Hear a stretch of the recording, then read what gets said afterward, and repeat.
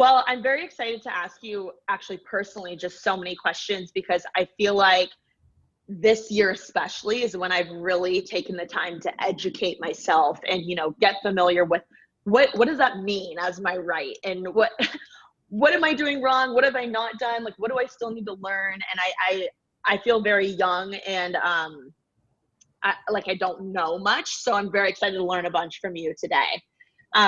So let's go ahead and start with first question.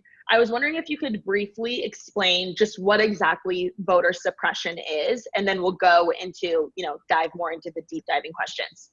Yeah. So the first thing I just want to say is like one thing that a lot of groups really do focus around, like groups that specifically work on voter suppression, is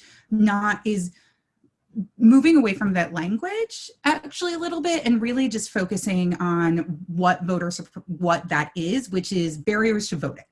So it can be in existence in multiple different ways. It can be through policy, through judicial decision, or it can exist through tactics that particular groups undertake in order to try to create disinformation so that people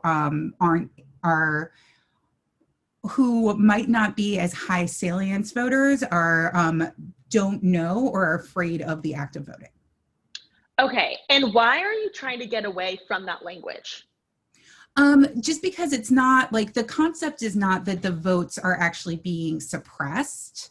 Got it. It's that there's in some way, whether it's institutional or programmatic, that what it is doing is it's creating a barrier to voting. Okay, I see. And so what areas are you seeing voter suppression in right now? Yeah, so a great example is last week, there are a lot of lawsuits in the state of Pennsylvania about mail-in voting, and the state Supreme Court made a number of decisions on that mail-in voting process. I will also note that of the battleground states this cycle, Pennsylvania has, I think, as of right now, requested more the voters in Pennsylvania have requested more mail-in ballots than any other state that's considered a battleground. So this is particularly salient.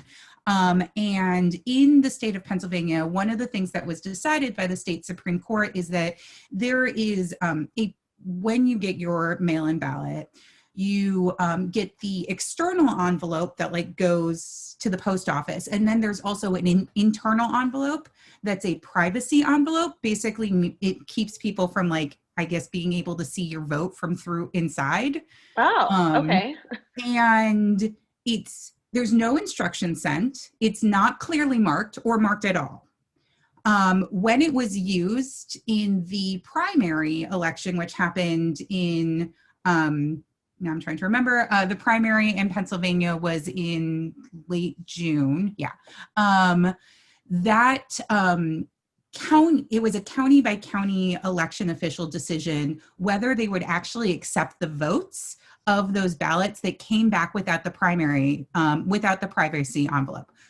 Nothing else was done wrong in this case. Like the voter completed their ballot, sent it back. They just didn't use a particular, a secondary envelope. And the state Supreme Court in Pennsylvania decided that if that's done by any voter this election, their vote doesn't count. Oh my goodness. Yeah. Okay, so I kind of want to dive into that because it's really interesting to me.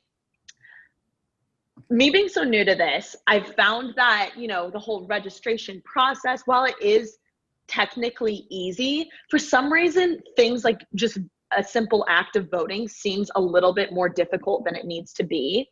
Yeah. Do you think that this has to do with that? And what, why can't I just go online and vote? You know what I mean?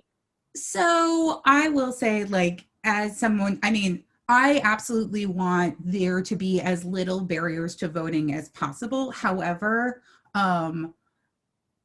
until a system is able to be created that is completely secure, I am very reticent to say online voting seems like a good idea because we just there hasn't been something created in a way that would be fraud proof. There are, in certain instances, online voting available for military in certain states that are overseas, but it is very limited. Okay, I didn't know that. That's neat. Yeah.